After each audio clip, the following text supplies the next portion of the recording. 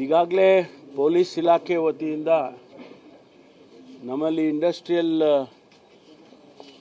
Force ಇದೆ, ಅವರನ್ನು ನಮ್ಮ ಇಂಟರ್ನಲ್ ಸೆಕ್ಯೂರಿಟಿ ಡಿವಿಷನ್ನಿಂದ ಏರ್ಪೋರ್ಟ್ ಇರ್ಬೋದು, ಮೇಜರ್ ಇನ್ಸ್ಟಾಲೇಷನ್ಸ್ ಇರ್ಬೋದು, ಅಲ್ಲಿ ಎಲ್ಲ ಡಿಪ್ಲಾಯ್ ಮಾಡಿದ್ದೇವೆ. ಮತ್ತು ಏನು ದೊಡ್ಡ ದೊಡ್ಡ ಗೌರ್ಮೆಂಟ್ ಆಫ್ ಇಂಡಿಯಾ ನಡೆಸ್ತಕ್ಕಂಥ ಎಸ್ಟಾಬ್ಲಿಷ್ಮೆಂಟ್ಸ್ ಇದೆ, ತಾವು ಹೇಳಿದಾಗೆ DRDO ಇರ್ಬೋದು, ಆಲ್ ಡಿಫೆನ್ಸ್ ಇನ್ಸ್ಟಿಟ್ಯೂಷನ್ಸ್, ಡಿಫೆನ್ಸಿಗೆ ಸಂಬಂಧಪಟ್ಟಂಥದ್ದು, ಅದಕ್ಕೆಲ್ಲ ಅವರೇ ಮಾಡ್ಕೊಂಡಿದ್ದಾರೆ. ನಮ್ಮ ಪೊಲೀಸನ್ನು ಅವರೇನು ಕೇಳಿಲ್ಲ. ಮತ್ತು ಹೊರಗಡೆ ಆ ಎಸ್ಟಾಬ್ಲಿಷ್ಮೆಂಟ್ಸಿಂದ ಹೊರಗಡೆ ಪೊಲೀಸ್ನವರು ಮಾಡ್ಕೊಂಡಿದ್ದಾರೆ. We have sensitized all the superintendent of police in the entire state. ಅವರಿಗೆ ಏನು ಕೇಂದ್ರ ಸರ್ಕಾರ ನಮಗೆ ಅಡ್ವೈಸರಿ ಕಳಿಸಿದೆ, ಆ ಆಧಾರದ ಮೇಲೆ ಅವರಿಗೆಲ್ಲ ಸೆನ್ಸಿಟೈಸ್ ಮಾಡಿದ್ದೇವೆ.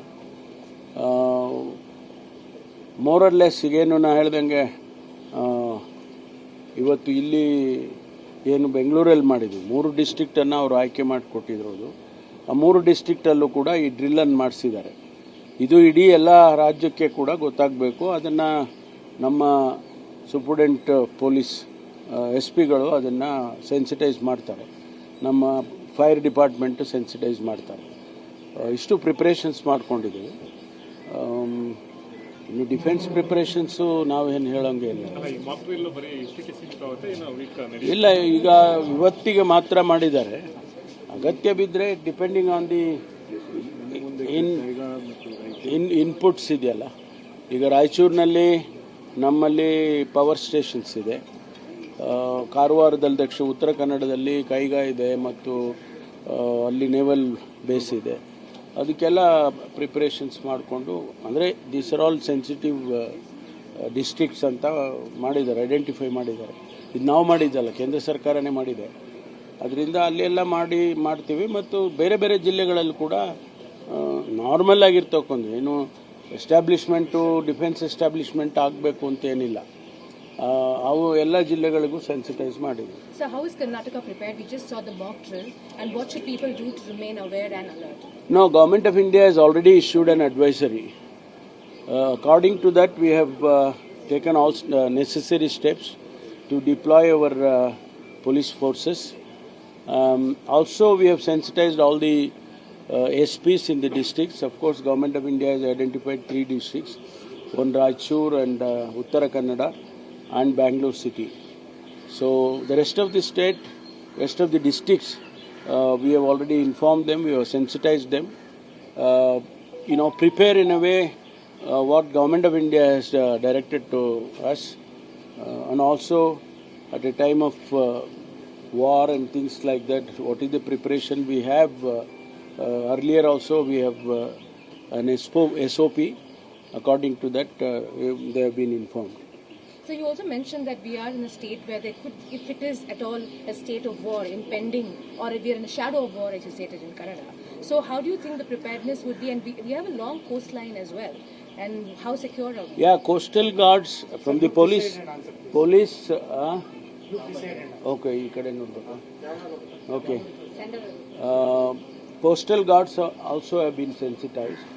They have 2-3 different layers of coastal guards.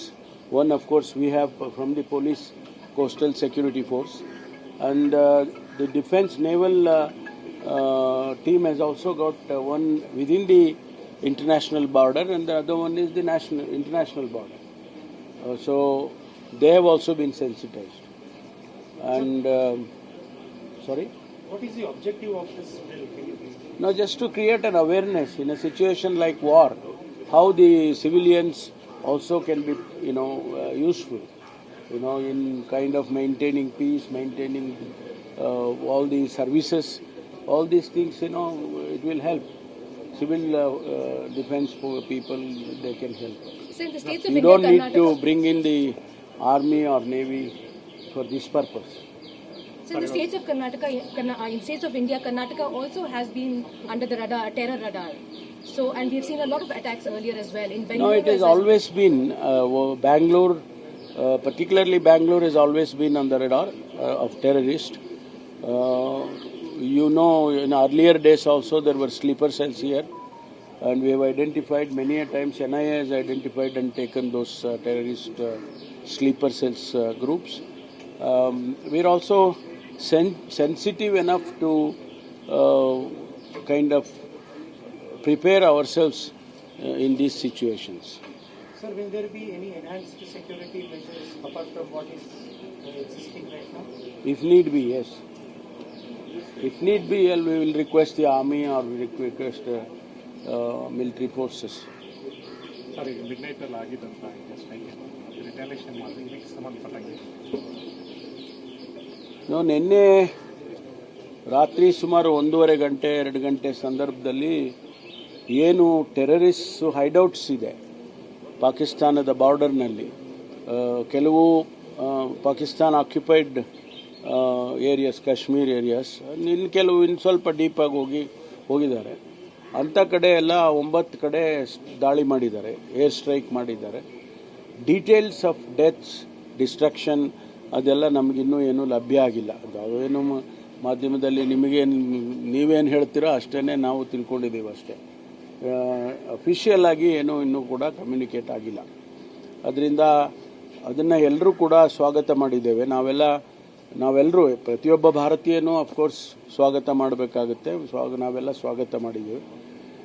ಪಕ್ಷಾತೀತವಾಗಿ ನಾವೆಲ್ಲರೂ ಕೂಡ ಈ ಸಂದರ್ಭದಲ್ಲಿ ಕೇಂದ್ರ ಸರ್ಕಾರದ ಜೊತೆ ನಮ್ಮ ಮಿಲಿಟರಿ ಫೋರ್ಸಸ್ ಜೊತೆ ಇರಬೇಕು ಅಂತಕ್ಕಂಥದ್ದು ನಮ್ಮೆಲ್ಲರ ಮನವಿ.